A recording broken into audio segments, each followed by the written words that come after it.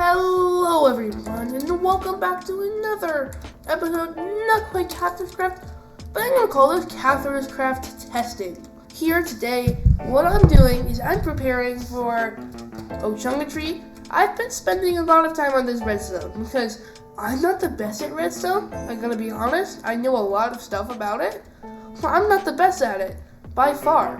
So this took me a really long time because I used no tutorials or anything for this. I just used my own brain. I just need to get a video posted, and I'm sorry I haven't been posting very many videos. But today I'm just going to show what this madness is down here and how everything works. I'm also going to be showing how I'm going to fit all of this into my mega base and what I really wanted from this. Anyways, let's get into the video.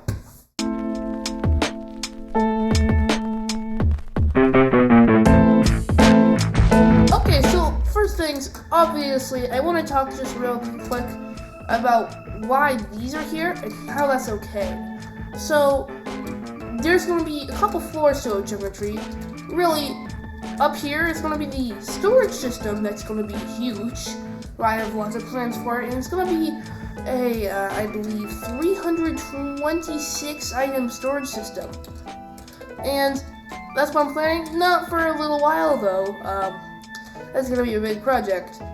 But down here, I'm gonna be the first floor, and today I'm gonna be just for decoration, just for fun.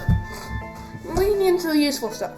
No, I have decoration plans for down here, but right here, these you might think are pretty ugly. Well, because I have an idea to make this inside of this tree not really natural, not really industrialized, almost like the inside of my resources shop, which I can show you in a minute. So right here, you're gonna be giant stone, or like mixed of stone and stone bricks, pillars, all the way leading up to there. There's some cracked stone bricks, all of that kind of stuff. But these are gonna be giant pillars leading to the top of this floor. They're almost gonna be supporting this floor up. And that's kind of what it's gonna be. Not the theme, but that's just my general idea for this. So I'm going to have a whole bunch of mossy cobblestone, cracked bricks, all that type of stuff. You know, it's really annoying to get. And I'm going to build giant pillars up here. I'm not going to build the entire thing right here. I'm just giving you a little example of what one of these pillars might look like all the way up. So you can kind of imagine this pillar going all the way up, and then at the very top, it's gonna look okay. Also, don't mind, this is not actually a part. I just did something wrong with commands when I was trying to make this floor. So, this is gonna be like that. So don't worry about that.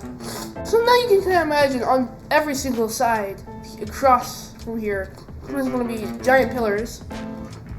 And over here, there's gonna be like this giant curvy overhang type thing.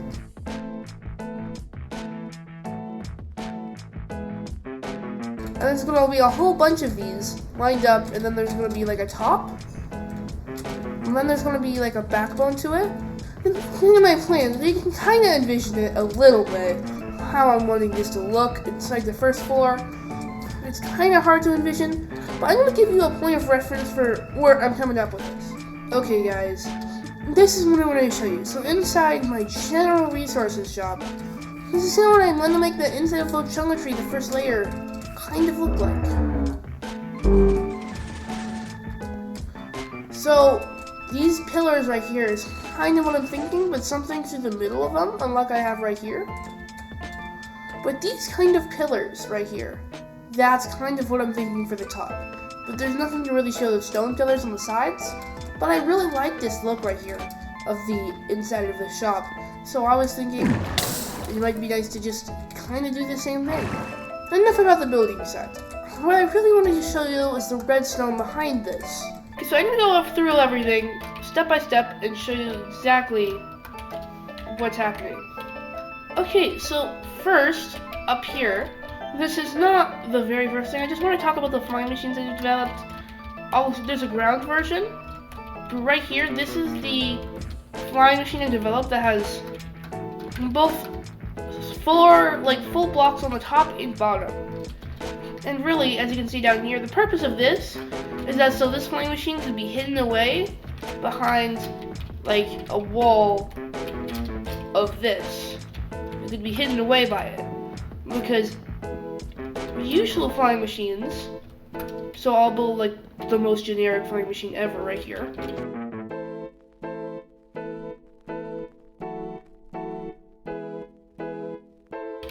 Are like this, and they can only have one block right here and one block right here. They cannot have a block right here because, sure, if we activate this, that block will be pushed up. But if we put a block right here, that won't be. That block won't be pulled up. One more thing before I continue, I do want to let you all know, these were designed by me. So don't expect the best quality, don't expect like the best wiring and the most efficient uses.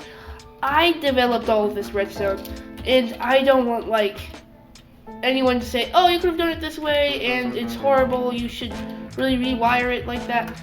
This is just me trying to make this system work, and it's pretty complicated. Oh, there's a lot of things that went wrong when I was building this, and I'll tell you why. Anyways, so I developed this flying machine right here, which is not small, but it does what I need. It has the 2x4 of logs I can put into it, and I can send it back and forth.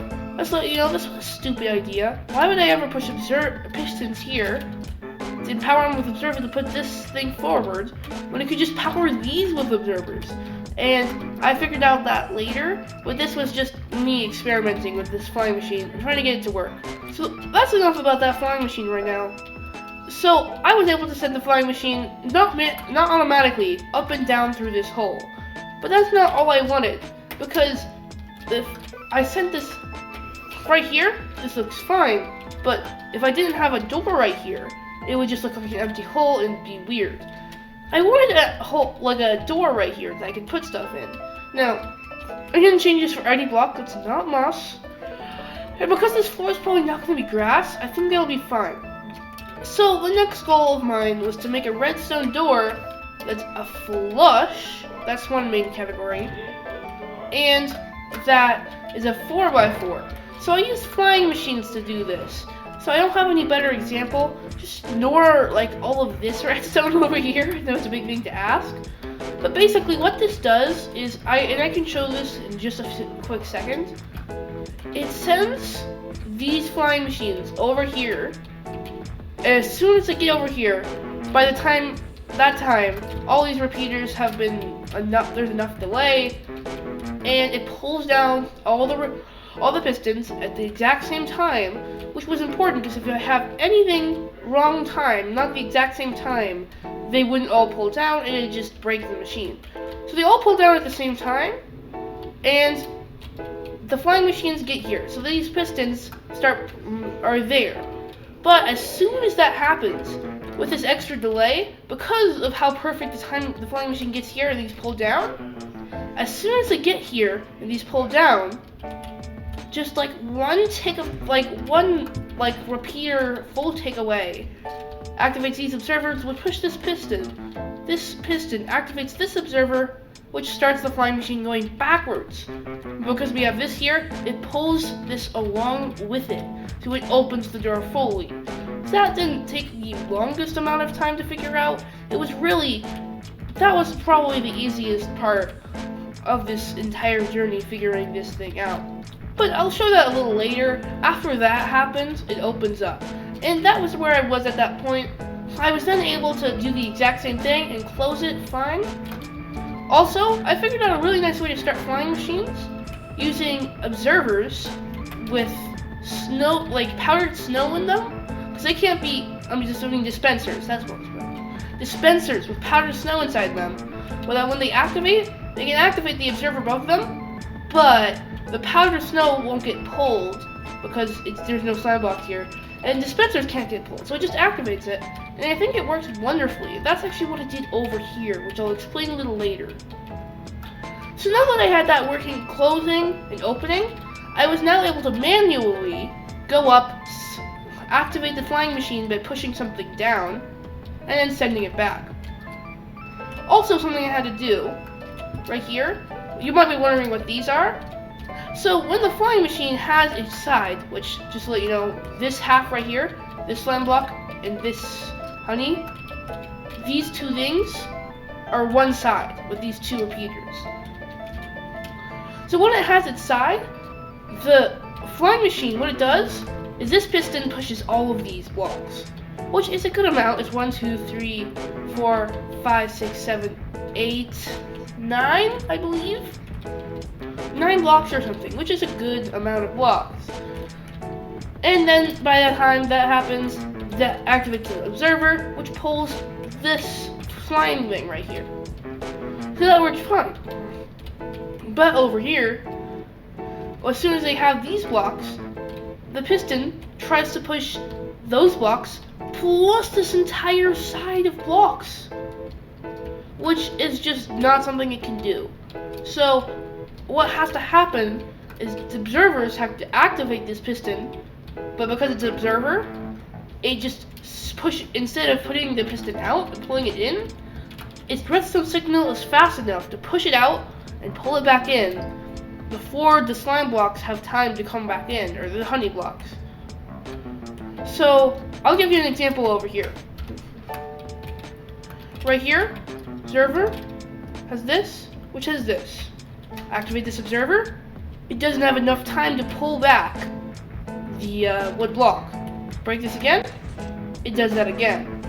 So if this is trying to push all of these tremendous amount of blocks, this one piston is trying to push all of these, what I can do is activate that, which just pushes it forward one, and then the piston can push this entire thing forward up close to this thing. So now you might be wondering, oh, wouldn't it be the same situation, because these blocks would be back in the same place, it would be back and they wouldn't be able to move. But because of these observers right here, they activate these pistons, so that's how that one thing works. This machine actually uses a lot of things with observers, and if we didn't have observers, this would never be even close to possible. Anyways, now with this door opening and closing, I could send the flying machine manually down, up, and down. And not for a little while, to the very end, I decided to wire up. This is the thing that goes up and sends the flying machine down when this opens.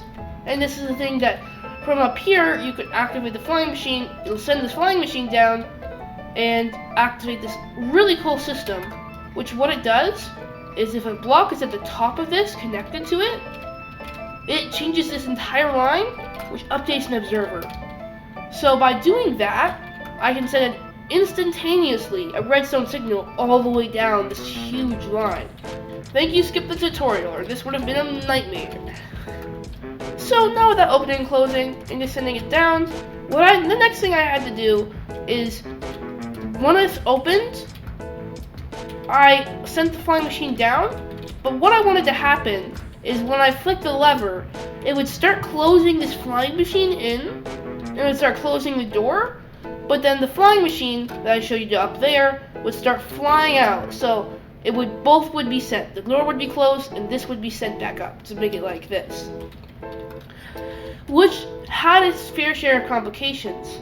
Remember how I told you about this whole system, how it couldn't push those blocks, had to be pushed out for that to work? Well, that's actually the bane of my existence here, with this so incredibly complicated system right here, which makes like no sense, but actually works. So, what I was talking about with the observers not being able to push it, when this full thing is down, it's fully compacted. So if it wants to start going up, it has to send a little observer signal into here, push these up, and then start the same flying machine chain I was telling you about earlier. So just imagining, so right now what I'll do is I'll send the flying machine down, and I'll just show you what I mean by the whole thing. So right here you can see this happening. That's what I was talking about. So it opens completely fine, like that. And we have the flying machine coming down slowly but steadily because this is a pretty high place. This is actually the fastest flying machine I can get right here. So now all of this is it. So you see right here, this piston can push these blocks right here. This 1, 2, 3, 4, 5, 6, 7, 8, 9, 10, 11 blocks that are all attached to right here. But this extra extension right here, these whatever, like 16 whole blocks, it can't push all those. So I have to activate these 2 blocks to push them up. But here's where the complications come in. So when the door is closing, like this. So I said, let's just say I have a observer right here and I just activate it. First problem, I have a piston that pushes an observer out and then pulls it back. That'll work for this thing, but when the doors close, the slime blocks and honey blocks will take the observers and they will pull the observers away. So that next time, when the flying machine comes down, there won't be any observers here to actually activate. They'll just be stuck to the side of this thing. So that of course can't work. So the next thing that I thought of is, well, a double piston extender. That pushes these things 2 blocks forward, and that would work fine. So I tried that. The thing is, I had to fit it in within this ground. I say this looks okay. This is the best I can do. But this is, this is in my opinion the best double piston extender ever.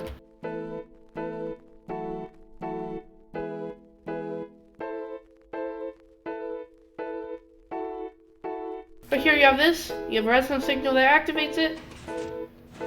Look how nice this is. But because of the pulse, the exact pulse over here, that this pushes this out, it didn't actually activate these pistons. It got pushed over here, it got pushed out, and then when the pistons retracted, for some reason it just didn't activate the observers. The observers just didn't activate because it was going so ridiculously fast from the 2 inputs. So that's the best I can explain it. It's really hard to explain. But basically, these pushed out, they didn't activate the piston. So up here, I use powdered snow buckets to make this work. So now, I can show you exactly what I mean by this. So, I am going to flick this as this is also the activation system right here. And then I'll show you exactly how this works, and you're going to be baffled.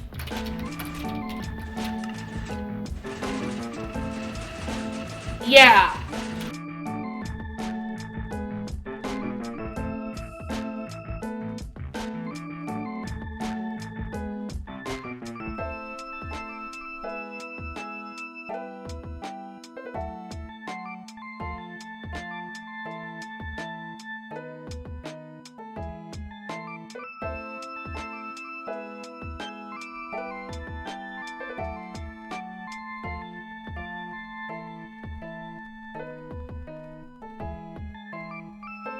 You just saw that.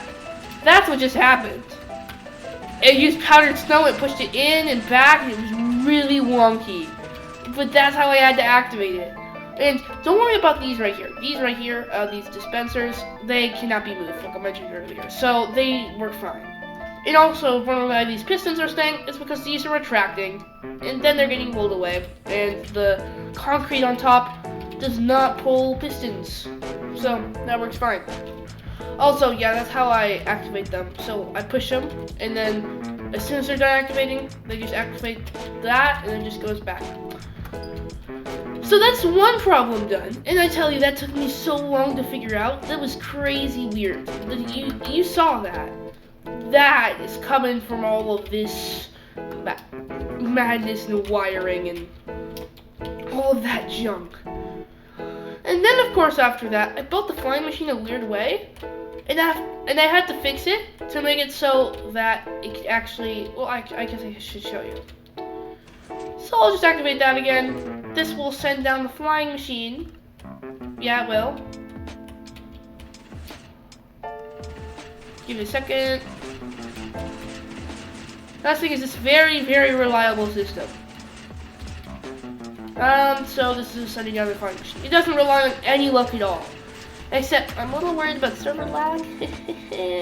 I'm worried that flying machine just might break. Like I tell you, even in here, there's been some weird lag. Like randomly, pistons I didn't even know I could like appeared like in the middle of these flying machines. Things just appeared out of nowhere, and I would have been so confused because nothing was missing. They just appeared, and it's really weird. I don't know what's been happening. But they finally got it to work, and now it's reliable. Right here, this flying machine. What I had is it was flipped, so it was this way, and because if I can't push a piston that's right here to activate the observers, which would have been on this side, because this redstone would activate it and then it would break the system and then it would basically get carried away, the observer, with the flying machine, and that would be bad because we want this to be that big. If we have an observer on the side right here, that's just going to get carried up with it and that's just going to get stopped and it's just not going to be good. So that's what I did. I flipped it around and then I tried my best to avoid any of this redstone getting in the way of this little piston activating. So yeah, that's what actually sends it back up, this little piston right here. Okay, phew. That mess is done. So we have this whole system that when you activate the lever, it sends the flying machine up, closes the doors, but now there's a couple more problems. There's actually two, and I'll talk about one just right now. If I activated the flying machine to open the door, the flying machine from up there wouldn't come down. But that was a pretty easy fix. That didn't take me too long to figure out. I just hooked this observer up to this redstone line, and I just did some long and very tedious wiring all the way up here. And eventually, it got through here, and this was a little weird to do because this actually gave me a lot of issues up here because it would send down the flying machine, but not really. These observers, they would stick to it, and this would as well because the pulse wasn't exactly right. These pistons would just shoot the observers out. One right here with a piston. This is just an example. That pushes out this block. Another with a 4-tick repeater that pushes out this piston. Now, I bet you can see the difference between these two when I activate them by a button.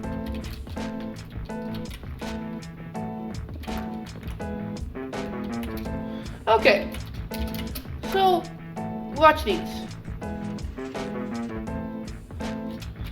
So you saw that, right? Now, what actually happens is this piston, this is actually the more accurate demonstration. You see what's happening right here, right? So what's happening is this observer, that's what's way down there. And that observer, I actually don't even need these, I don't think. So the only difference here is that this is 1 tick, and this is 4. What happens is when I activate this observer, the redstone signal goes through here, it goes through this redstone repeater so fast because it's such a little tick, the small little tick carries over. Because this is such a big delay, it has to stay, the redstone signal has to stay in there for a longer time. Because that's just how the delay works. And then it comes out as a longer tick. So because the repeater is really important, the observer is really important, I can't just have a button and activate it and both would work fine.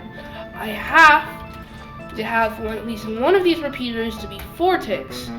And that's how I fix this system and this system, sending the flying machine down. Now that you almost understand, maybe possibly understand, I'm pretty bad at explaining, but hopefully you kind of understand what just happened there. Now let's move on to the final issue. When you're up here, what happens? So, I have it when you're down there, you can send the thing up or down, right? That's fine. But up here, how would you do any of that? There's no way to go down or send this thing back up, which I can do from here. as well, if you're wondering. So yeah, you wouldn't be able to get down from here. So what I had to do is actually change everything based off of this. I had a grand realization. So let me tell you what my grand realization was before this. So I'll just tell you the problems that I had first, yeah. So first, I had this observer wasn't here. I just had this connecting, and I had this all connected. I have this push this thing in and pull it back. And the thing is, I also had a redstone system connecting to here, but because it activates the redstone system down there, which already sent it up again, it actually left the detachment up here because it pushed these in and stopped like when this was here exactly, pushed it up, and then just left the attachment because it couldn't reach it. Really weird how that happened, but so I destroyed that system. But when this activates, I had no observer there to push it out and not pull it back in like I showed you before. So I just pulled it out and put it back in. Let me tell you why that was a problem. And then let me tell you my realization of something grand. So I had this over here, I had this connecting, but I didn't have it like this. I had it connecting into this redstone system right here that activated this entire thing by like pulling it out. And I was like, oh, because these are all observer based, it doesn't matter if it's on or off. So I can just pull this block out, so this would turn off, and then these would all activate. But because of all the delay issues, that would not work very well because of many reasons.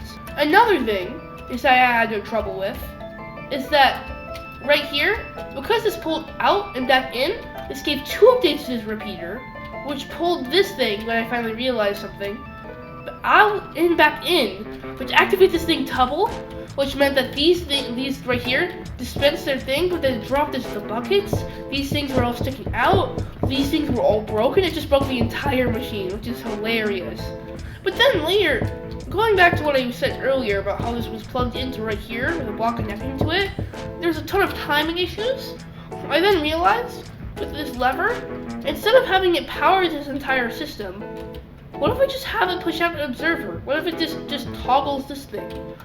Because one issue I was thinking of was, well, if this thing was on, and I had a level up there that also turned this on, nothing would happen. So I couldn't actually do anything with this because this was observer updating. This would always be on. Right here, this is exactly how it goes. So, activate the bottom lever, and you can activate that, and that's fine. But once it's on, it sends the flying machine up, and then when you're all the way up there, we want to go down by activating the observer, right? Nothing happens because this is already on. This redstone is already on. You can't turn that lever off. It's already giving power to it. So that doesn't work. And you can do the same thing the other way as well. You send the flying machine down, you now have no more access because that lever's on. You try to activate this bottom one, nothing happens because it's already on. Now let me show you how I made this work. Now, because this is an observer, it just detects updates, whether it's on or off. Activate this lever, pushes it there, it turns it on and off. Activate this lever again, it's the same thing as it did before, but now this lever is on, it's not permanently powered. So if we activate the lever up here, it'll pull that redstone block up, and it works just fine. So now both of these levers work fine. No matter if one's on, you see if both of them are on, it still doesn't matter. It's not like they're powered. These levers don't affect it. These levers aren't activating this redstone. The redstone block is. So with that realization, I was able to finish this monster contraption and have exactly what I wanted. It does exactly what I want it to do. I flip this lever. It activates that flying machine up there, sends it down. Activates this door. Sends that out. And sends this beautiful machine down for you to hop on and go up to the second level. And it's really grand because you never even knew it was there. Because it's completely hidden and completely flush as well. everything's just hidden better. The levers are hidden better. And also I'm planning to have like beacons on every single side because they have like tons of beacons and stuff. They can go up. Of course the lever won't be exactly right there. And it works wonderfully. And after much trial and error, I figured out this redstone system that does this. No tutorials, just my brain to think. And that was probably my biggest mistake of all of this. That was ridiculously hard. Like, crazy hard. Not gonna lie. I spent so much time and effort into this thing. And I'm really happy it now works. That should be no problem. But this episode, I'm not building this in CatharusCraft because I have barely any time at all. I have to start editing this video. I also wanted to say thank you for watching this video so much. If you enjoyed it, make sure to like and subscribe. Also, if you want to be a member of CatharusCraft, this wonderful server I'm working on right now, you can you can go to the description. There's a link in there where you can fill out a form and you can audition for CatharusCraft. So, anyways, I hope you enjoyed this video. I hope you understood some of it. It was very confusing. Trust me, I had a hard time understanding some of these concepts. But, yeah. Anyways, hopefully this helps some of you build their own type of thing if they have trouble. And, yeah.